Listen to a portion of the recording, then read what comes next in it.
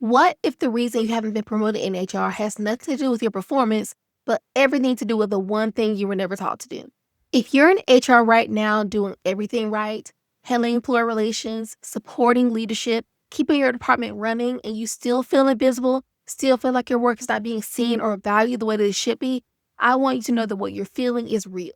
It is not a reflection of your true value. It's a reflection of a gap that no one talks about in HR, and that gap is causing you time, opportunities, and titles you've already earned. My name is Bryttani Graddick. I'm a Chief Administrative Officer and an HR leadership coach, and I'm somebody who has lived exactly what you're going through right now. Early in my career, I found myself as an HR department of one with less than a year in HR full-time. I was doing manager level work with a generalist title, and there was no one there to sponsor me, advocate for me, or open doors for me. I had to figure out how to make my work visible in a department that's not loud or flashy by nature.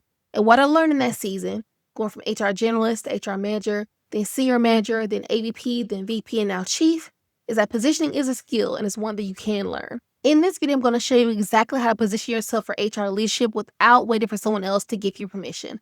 But before I get into the steps, I want to share something that most HR professionals get completely wrong, and it's the very thing that keeps them stuck. So stay with me because this changes everything. Here's why this matters and why you should listen. The HR skills that got you into HR are not the same skills that will move you up in HR. Doing good work is the floor, not the ceiling. I spent over a year proving my value as a generalist before I got the manager title. And what finally moved the needle for me had nothing to do with working harder, had everything to do with working more visibly. I'm going to walk you through the what and the why today, because once you understand this, you will never approach your career the same way. Before we dive in, I want to ask you something, and I genuinely want to know the answer in the comments down below. How long have you been in your current HR role, and do you feel your title matches the level of work that you're doing right now? Drop it down below. I'll read every single comment, and your answer is going to tell you a lot about where we need to start right now. Okay, here's what most HR professionals get wrong.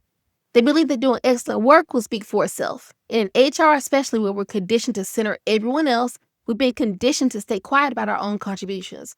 But silence is not humility.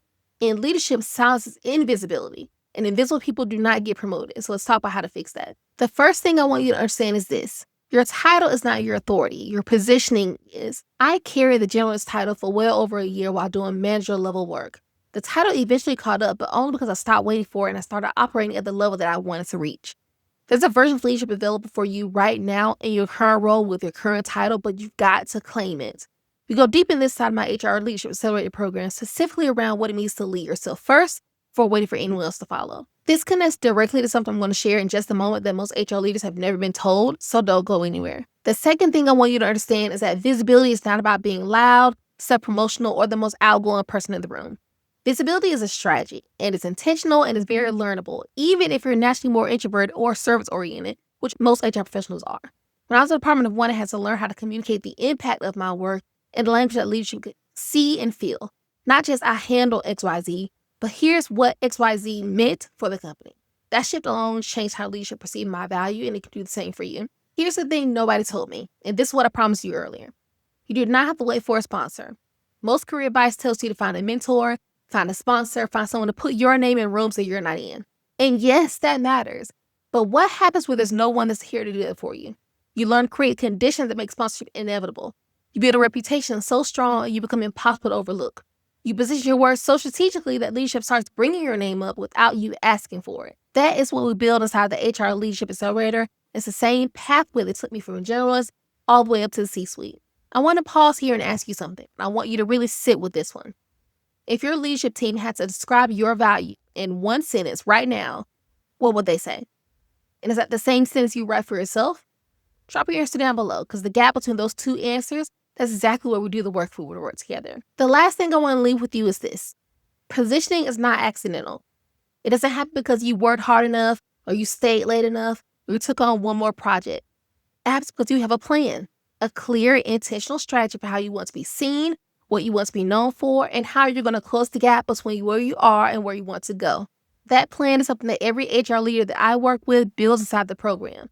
It's the difference between hoping for a promotion and engineering one. We've covered a lot today, and I want to bring it all together for you. First, your title is not your authority. Visibility is a strategy you can learn. You don't need a sponsor to start. You need a positioning plan. And the reason most HR professionals stay stuck is not because you're not talented. It's because you've been taught that doing good work and being known for good work are two completely different skills. I had to learn this the hard way. You don't have to. If you're ready to stop waiting for permission and start engineering your path to success, the program is built exactly for this moment in your career.